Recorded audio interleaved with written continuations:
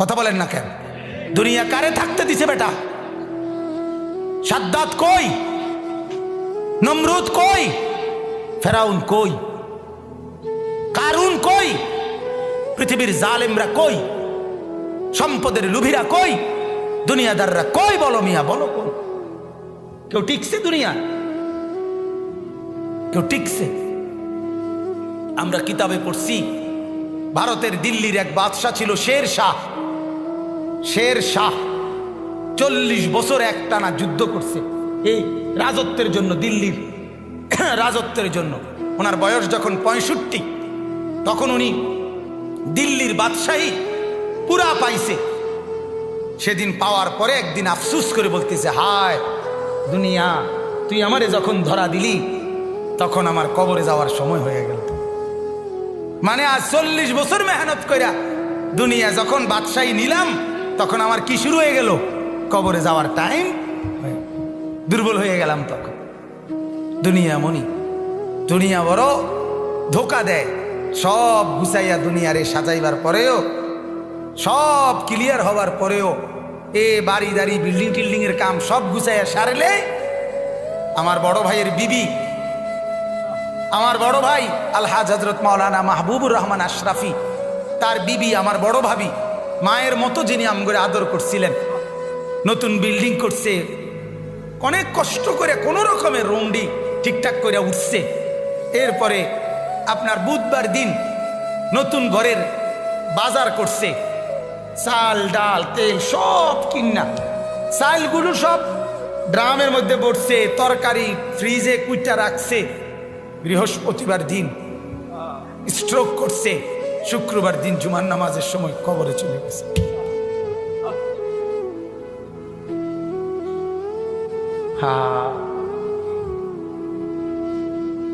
আগামীর পৃথিবী, আগামীর সামনে দাজ্জাল বাজান, আগামীর সামনে দাজ্জাল। দাজ্জাল দেখা যায়, দাজ্জাল দেখা যায়, কিয়ামত দেখা যায়। ইকতারাবা লিন্নাসে হিসাবুহুম, আল্লাহ বলে হিসাবের সময় কাছায় গেছে বান্দা। ইকতারাবাতিস সাআ, আল্লাহ বলে কিয়ামত ঘনায় গেছে বান্দা। আরে যিনি বানানেওয়ালা তিনি বলতেছে, ও আমার বান্দা, আমি না বলছি এই নবী শেষ নবী, এই কিতাব শেষ কিতাব, এই দিন শেষ ধর্ম, আর দিতাম না রে। এরপরে তো আমার সংসার আমি গুছাই এলামু, তাহলে কিসের অপেক্ষা করছেন? আল্লাহ যখন বলবে এই জাহান্নামী, আর কোনো কথা বলতে পারবি না, সাথে সাথে জাহান্নামের আযাবের, জাহান্নামীর গলার আওয়াজ, কথার শব্দ বন্ধ হয়ে যাবে। এরপরে আর কোনো শব্দ জাহান্নামী উচ্চারণ করতে পারবে না। আরো জঘন্য কথা আছে, তাফসীরে মারিফুল কোরআন লিখছে, এরপরে জাহান্নামী কুত্তার মতো ঘেউ ঘেউ করবে, কুকুরের মতো শুধু ঘেউ ঘেউ। বিশ্বাস করেন, সেদিন কিয়ামতের দিন তোমাদের পুরা জিন্দেগির আমল ওজন হবে। এই কথাটা বান্দা আমি আবারও বলছি, এটা আল হক, এটা কিন্তু বাস্তবেই আসলেই সত্য কথা। এটা আসলেই কি সত্য। আমরা অনেক সময় বলি না হুজুররা, আসলে হুজুররা কয় যে আসলে যত কয় অত না, যত কয় অত না। এমন বুদ্ধিমান আছে না, কথা বলেন না। আরে বেটা, এই বর্তমান জীবনে দুনিয়ায় হুজুরের সব কথা ধরলে চলতে না। আরে ডাকায় তো, তাহলে তুই যদি চলতি নাই পারস, তাইলে তোর তো আল্লাহ তাআলা দুনিয়া ফাড়াইতো ওরা। সব দৈরে আল্লাহর কথা চলতে পারবি দেখেই তো আল্লাহ তোমার দুনিয়া ফাড়াইছে, ঠিক কিনা বলেন নাকি?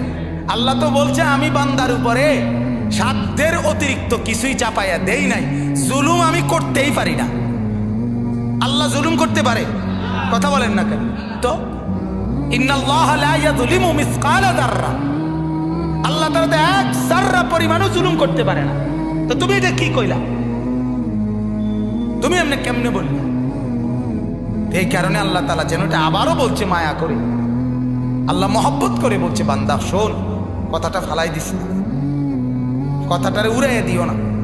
আরে রাহেন কি এর হিসাব কিতাব, এত কিছু ধরলে চলন যাইতো না। আহ, এত কিছু না ধইরা তুমি যেই চলাটা চলো রে, পুরা দৈর্যও তো মানুষ এই চলাটাই চলে। কথা বোঝেন নাই?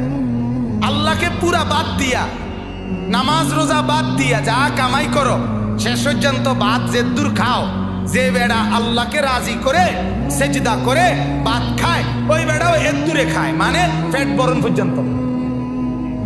কথা বোঝেন নাই আপনি? পেট বরণ পর্যন্ত খানা খায়। আর পেট ভরা এটা এমন একটা সুন্দর সিস্টেম আল্লাহ তাআলা বানাইছে, এটা ডাল দিয়ে খানা শুরু করলো কিছুক্ষণের মধ্যে পেটে জানায়া দেয় আল্লাহ একদম না ভরে গেছে। গোস্ত দিয়ে খাইতে বইলো বেটা কিছুক্ষণ পরেই জানায়া দেয় দোস্ত আর লাগবে না, হাত দিয়ে লাও। আবু তালেবকে কি পরিমাণ চেষ্টা করছে বলেন, শেষ মুহূর্ত পর্যন্ত চোখের পানি ফেলে বলছে চাচা চাচা কালেমা পড়েন চাচা। 38 বছর, 12 বছর থেকে নবীজির বয়স যখন 50 তখন আবু তালেব ইন্তেকাল করছে। 12 বছর বয়সে আব্দুল মুত্তালিব নবীজির দাদা নবীজিকে আবু তালেবের হাতে তুলে দিয়েছে, বলছে আমার এই নাতি মুহাম্মদ তার বাবা নাই, তোমার হাতে তুলে দিয়ে গেলাম, তুমি মৃত্যু পর্যন্ত তারে আশ্রয় দিও, পাহারা দিও, তার অভিভাবক হিসাবে থাইকো। বাপে মানে দাদা নবীজির দাদা বলে গেছিল। সেই 12 বছর বয়স থেকে 38 বছর একটানা মানে 50, নবীজির বয়স যখন 50 তখন আবু তালেব ইন্তেকাল করছে। 38টা বছর একটানা যে নবীজির পাশে ছিল, আল্লাহ নবী সাল্লাল্লাহু আলাইহি সাল্লামের কি পরিমাণ খেদমত করছে, এই লোক সেবা করছে, আশ্রয় দিছে, অভিভাবক হিসাবে পাহারাদারি দিছে, নজরদারি রাখছে। মক্কার কুরাইশরা চূড়ান্ত ভাবে রাসূলুল্লাহ সাল্লাল্লাহু আলাইহি সাল্লামকে চূড়ান্ত ভাবে কোনোদিন হত্যা করার সিদ্ধান্ত আবু তালেব থাকাকালীন নিতে পারে নাই। শুধু আবু তালেবের প্রভাব প্রতিপত্তির কারণে, আবু তালেব বড় নেতা ছিল এই কারণে, কিন্তু রাসূলুল্লাহ সাল্লাল্লাহু আলাইহি সাল্লাম সেই চাচার বিনিময়ে এই পরিমাণ চেষ্টা করছে যে চাচা আজ এতটা বছর আপনি আমার পাশে, আপনি কালেমাটা পড়েন চাচা।